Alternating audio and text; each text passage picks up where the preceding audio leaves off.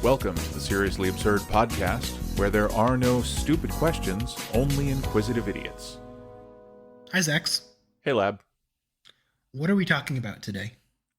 Today, we're going to talk about an absurd topic, but do so in a serious way. Today, we're going to talk about the layout of grocery stores and whether or not they are insidious. That is a highly charged word. Insidious. That's malice aforethought you're going for there. I mean, we're talking about capitalism here. Yeah, I mean, capitalism can be pretty insidious. It also can be clever optimization of consumer behavior, if you were to put it in a nicer way. What do you think? So, I don't know that I would necessarily say that the layout of a grocery store is insidious, but I do think that it is intended to maximize the amount of money that can be extracted from a grocery store customer. Okay. So I do have some firsthand experience with this. In a previous job for a previous company, I was involved in optimization of store layouts for retail locations, like stores that sold shirts and other knickknacks. Not like grocery stores, not like a big box, but stores. And the philosophy that was used there was about making it a pleasant experience for the customer insofar that they were able to see all that the store has to offer. And that was the line we took. So if you apply that sort of philosophy to the insidious layouts of grocery stores, which may or may not be insidious, you're encouraging the consumer with the layout of your store to see the full gamut of products and services that grocery store provides. That sounds good, right? I suppose, although, I mean, you have to acknowledge that the presence of, for instance, candy bars in the checkout aisle, where they will definitely motivate children to say, "But Mom, can't I have a Snickers?" Mm-hmm. Because the amount of time that is spent in the checkout line provides ample opportunity for those sorts of influenced, I should say, purchases. Whether it's the candy bar, the pack of gum, the latest issue of whatever tabloid or Us Weekly, those sort of last minute buys where you're corralled. You're in this environment where there's no place for you to go. You're just standing there and waiting. And there Captive are audience. things. Yeah, you're a captive audience, and you are in a place where they know they have the possibility to influence that sort of purchase, and that's why those items are there. I mean, it's not like they put the cheese there. Yes. So the example that I had in my head initially was not actually the checkout line. It was how they put the milk at the back. I think that's like the stereotypical grocery store layout thing, where this thing that a lot of people buy on a very regular basis, which is milk or cream or whatever, those common items, eggs, bread, you put those at the back where you have to walk past all the merchandise in order to get to that. Mm-hmm. Because in an ideal world where you had a grocery store that was optimized to have the minimum time spent in the store and allow you to get exactly the specific items you come in looking for as fast as possible, it would have, the bread, milk, eggs, cheese right inside the door. And if that's all you're there for, then that's all you ever see. That would be efficient from a time perspective. So the fact that grocery stores don't do it that way is because, I assume, they want you to see all the other stuff. They want you to see the full range of stuff in their aisles that you have to walk through. And as a result, you spend more time in the grocery store. But at the same time, you are exposed to things that you might actually want to buy, things that might improve your life or bring you pleasure or whatever. If you find new food that you wouldn't have otherwise known you wanted, then, that's a win for you, even if you were sort of coerced to spend more time looking at it. Coerced is a strong word. It's up there with insidious. Yeah. I mean, what I think's happening here is the grocery store is depriving you of your freedom to choose. So, if I wanted to just wander the grocery store aisles looking for interesting things to buy, then I can always do that, regardless of the layout of the store. But if I want to be forced or encouraged to do this, to look at other items that I would not otherwise buy, then that's why the layout is the way it is. And you can see this if you look at like Amazon groceries or like Amazon Fresh or whatever, or Whole Foods delivery or whatever the service is in your area where you order your groceries online.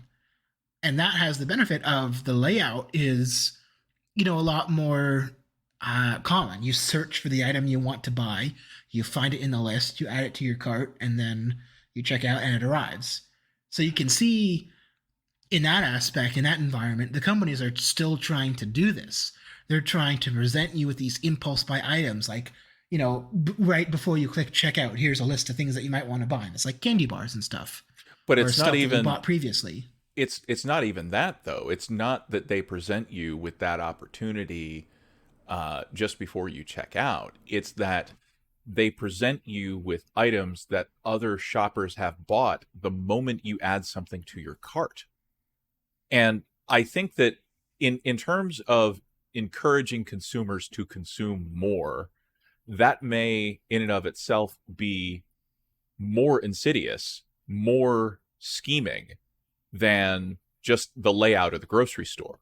Because the layout of the grocery store, generally, I agree with what you're saying. They put the milk at the back. The grocery store that I shop at most frequently has two entrances, and that basically means that you're either walking down the refrigerated beverages aisle straight back to get to the milk, or you're entering kind of further down and you're walking down the like baking supplies aisle to get to the back of the store, then turn left at the meat section to go to where the milk is. But if I have no interest in cold beverages or baking supplies, then they don't really get me. There's no additional purchase that I'm making by being forced to go down either of these aisles to get to where I'm going. But if I add milk to my cart and then they suggest, other shoppers are adding chocolate syrup to their cart. Well, I didn't see the chocolate syrup when I was walking down any of those aisles. Maybe I do want chocolate syrup. I think it's a much better opportunity to get people to make additional purchases. I mean, I don't think that's too different from what you'll see in an actual grocery store. Because if you buy milk, the chocolate syrup is probably going to be in your line of sight at that moment. And then, if you're going to buy peanut butter, the jelly's right next door because those are things that people buy together. The layout of the grocery store knows that. The difference when you're doing it online, which might make it more insidious or might just make it more intelligent, is that it's being done on a personalized basis. It's people with your specific buying habits also bought this, Right. because it's lots of machine learning nonsense and marketing, and it's quite the science that they do in terms of the data science to determine what you're going to buy. So I guess the question of the insidiousness of all of this really depends on perspective. It's subjective. There's no way that we can objectively say that it is sort of malicious. The company wants to extract more money from its customers. They Always. want to do so in a way that the customer finds to be, if not pleasing, then at the very least not displeasing. So they get that return business. So I don't know that I would say that the layout of a grocery store or sort of the mechanics of an online grocery store are insidious per se, but I have to admit that I'm very biased because my shopping is always very purposeful. If I am Right. at a store to buy milk and bread, the only things that I will buy are milk and bread.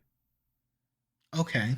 So I mean, yeah, like you say, insidiousness is a difficult word to quantify. I guess one way of doing it would be, if given the choice, would you lay out, or would the collective, hive mind of America or your community lay out a grocery store in the way that it's laid out? Is it optimized for the best customer experience, or is it optimized for the most profit on the part of the grocery store? And are those two ideas in conflict? That is a very good question. I don't know.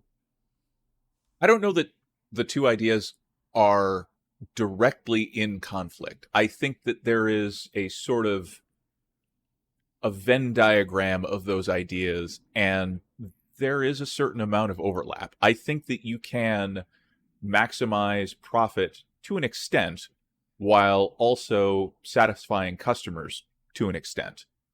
I think that Right. some people may appreciate that. So, for example, if the store was laid out in such a way that the sort of peanut butter and jelly and bread and milk are all on the same line, like you walk down the aisle to get your peanut butter, your jelly, your bread, and at the end is the milk, I think that many customers would find that to be very convenient.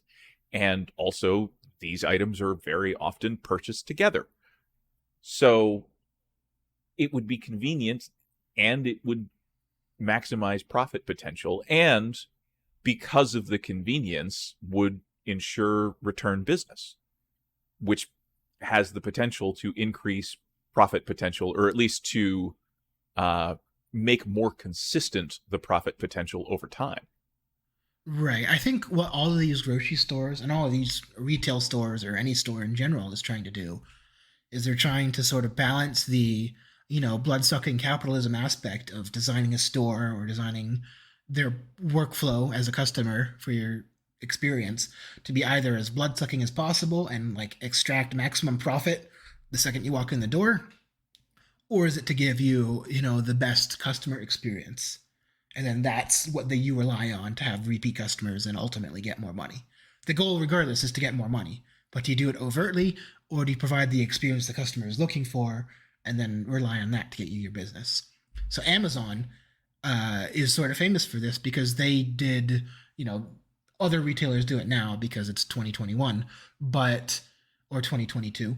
But other retailers, they didn't have return policies like Amazon back in the day, where you can just say, I want to return this, and then you drop it in the mail and it's back. Or, a lot of times, if you want to return something on Amazon, they don't even ask for it back. They don't ask questions and say, okay, here's your money back. Goodbye. And then that's it. That's not a profitable venture for them in that moment. But by having, the phrase they use, I'm not endorsing it or endorsing Amazon, but customer obsession that they're on about is about giving the best experience to the customer, and then you rely on that to get you more money. So, do you think a grocery store can sort of rely on that as a means to get the maximum amount of money from their customers, which is their goal? Because there are some grocery stores that have maps on the cart that actually list out what is where, like right on this placard. I have never shopped at such a grocery store, Oh, they're but that great. is that is very appealing to me, because when I am first entering a grocery store, I don't, to be totally clear here, I don't go grocery shopping a lot. Um, Generally, my spouse handles all of that, and I don't ever have to go to a grocery store.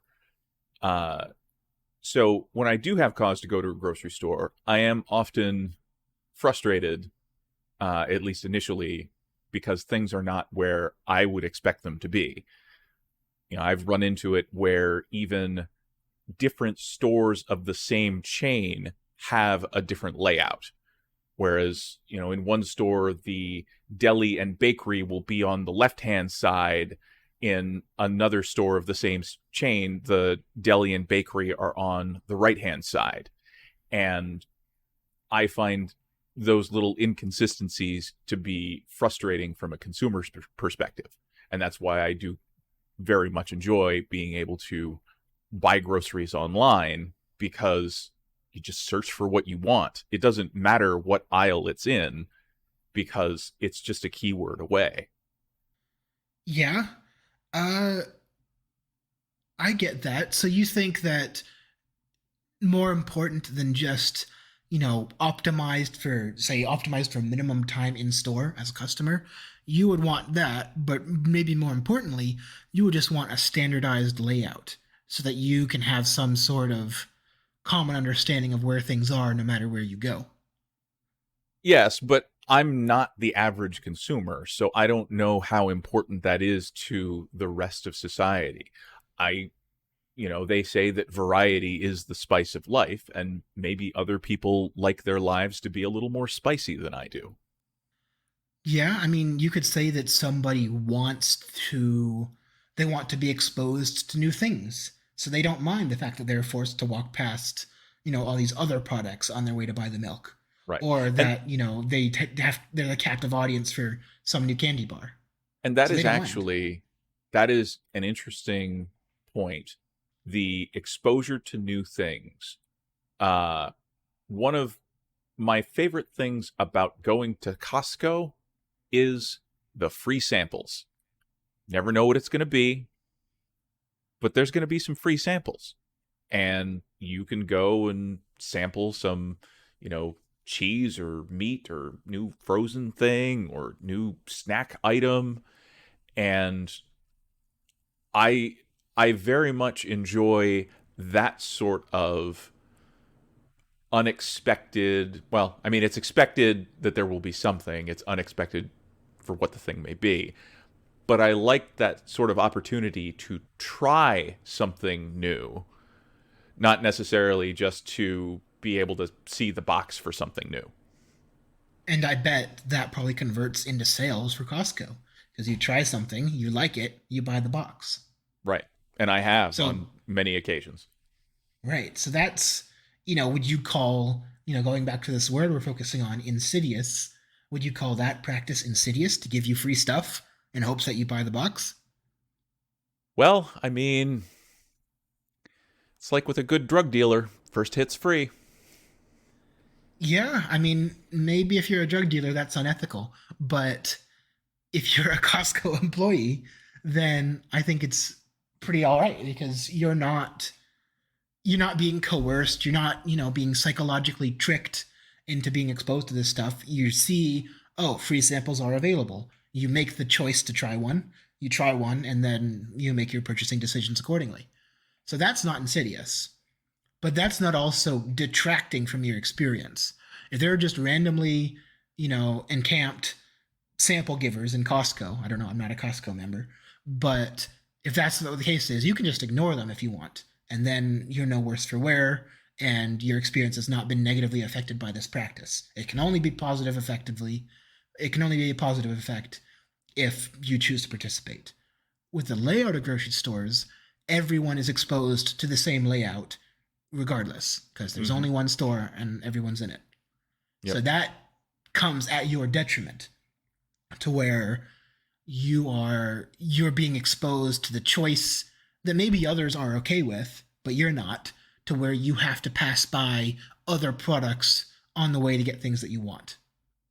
So there's definitely something to be done there. But at the same time, how consistent are the average person's shopping habits?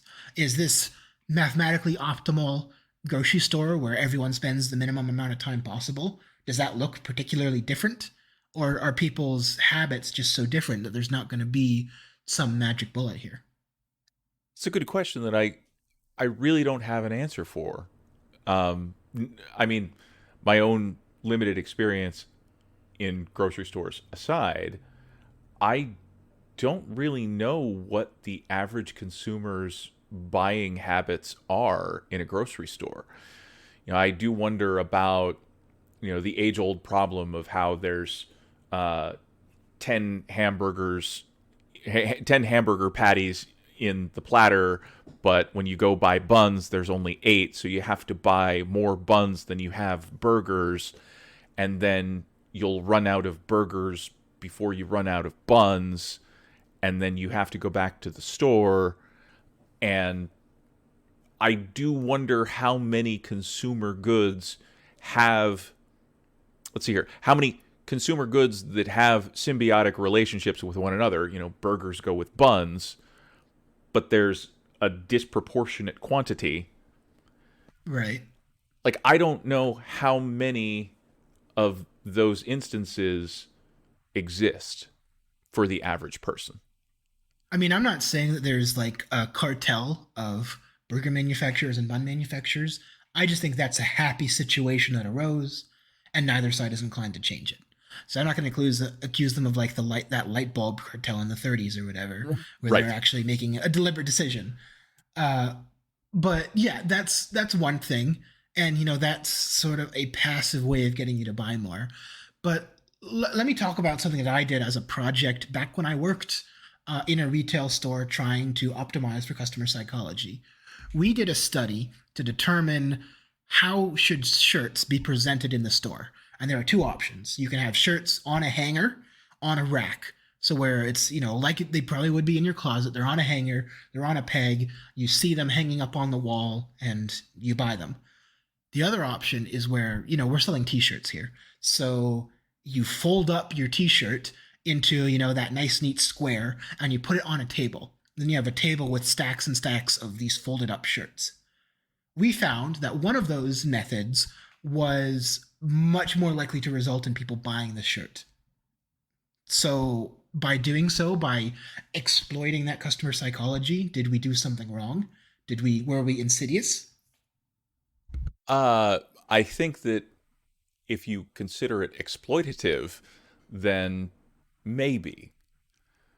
And just out of curiosity, which of the two options was the more appealing to the consumer? I would, if I were to venture a guess, it was the folded up shirt. It was the folded up shirt. People thought it was neater. And I, That comes with the caveat though, is that if you have them folded up on a table, you need to have an employee dedicated to refolding them when people mess it up. right. So there is an additional cost from that perspective. But Right. But was the practice of figuring that out and going with the option that results in maximum customer buying, was that insidious? Because neither of those ways the customer would feel like, they're being taken advantage of, they're being inconvenienced, or they're being coerced. Maybe if the milk was at the back and you got, in that stereotypical grocery store layout question, you can feel coerced, inconvenienced, and otherwise, taken advantage of for the sake of this company's profits. With the shirt problem, you don't feel taken advantage of if the shirts are on a table versus on a peg. That's just the consumer has this preference. They're more likely to buy in this scenario, so we present them this scenario, and they don't feel, they don't feel inconvenienced by that. Is that insidious? I don't think so. So, so what's the verdict then? Are grocery store layouts insidious? I'm not sure I've come any closer to making a decision. I don't know that I have either. I think I think that there are aspects of the grocery store layout which are, and just to be clear here, the textbook definition of insidious is proceeding in a gradual, subtle way, but with harmful effects. And Yeah. the harmful effect of motivating increased consumer spending would be the possibility of spending too much, of overrunning one's budget. Whether it be by being manipulated into buying something that you don't necessarily need or want, or by maybe locking you into a purchasing cycle that you didn't need or want, kind of like the burgers and buns situation. So I don't know that I would consider the layout of the grocery store to be insidious, but possibly the product placement or arrangement or selection. So this is an interesting aspect, is that modern grocery stores give you an absurd amount of choice. Yeah. but in many ways, they really only give you the illusion of choice. Because although there are 50, 60, 100 different kinds of cereal in the cereal aisle, are you really going to try each and every one of them? Or are you just going to buy the four that you bought when you enjoyed as a kid? You look at the box, You look at the box. you're being marketed to. Yeah. So, So I think that the idea of having all of this choice is a bit of an illusion. Uh, and I think that it's not so much that grocery stores provide individuals with a lot of choices, so much as that grocery stores have the wealth of choices available such that they can meet the needs of the diverse group of consumers that would shop there. It isn't that I necessarily could pick any one of these 60 different cereals. It's that the four that I like are here, the four that you like are here, the four that any, Bob, Timmy, John, Michael, Alice, whoever, the four that they like are there as well. So it's not necessarily about choice per se, but about consistency for a given individual across the entire diverse set of individuals. And I don't think that that is insidious at all. I think no. that that is very convenient. And it's convenient for a wide array of people, a diverse set of customers. So, we're talking about the concept of being insidious from a personal consumer perspective, where, if you're insidious, it means you're causing harm to the individual consumer by inconveniencing them, making them take more time, or causing them to, be annoyed. What if we talk about insidiousness from a societal point of view? What if you make the case that, overconsumption is something that's happening, overconsumption is bad, and the societal optimization towards consumption by these companies is therefore also bad, even if you're making the consumer feel good about it and be happy to do so, you're still being insidious because you're causing a societal harm by encouraging greater consumption than would otherwise happen. Well, that gets back to the sort of product thing that I was talking about with the hamburgers and the buns. Like the environmental uh the the environmental impact of cattle raising is Mhm. well documented. There's greenhouse emissions, there's the waste disposal problem, there's a bunch of environmental impact that comes with raising cattle. And when you have a mismatched number of burgers and buns, you are necessarily going to end up trying to fill that gap or wasting food. Um, Yes. Now, some people will, if you end up with more buns than burgers, then you'll figure out another way to use the buns. Like you'll, toast them and use them as rolls with dinner, or you'll, make a peanut butter and jelly sandwich with a hamburger bun, or whatever the case may be. There are ways that you can use it without necessarily filling it with a burger patty. But I think that many people would be motivated to fill it with a burger patty, and that leads to increased beef consumption, which increases the demand or Yeah. stabilizes the demand for And then there's the beef. cycle.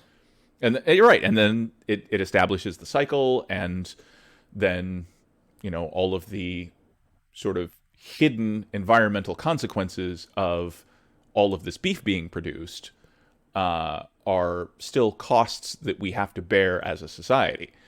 But I don't think that the layout of the store necessarily impacts that.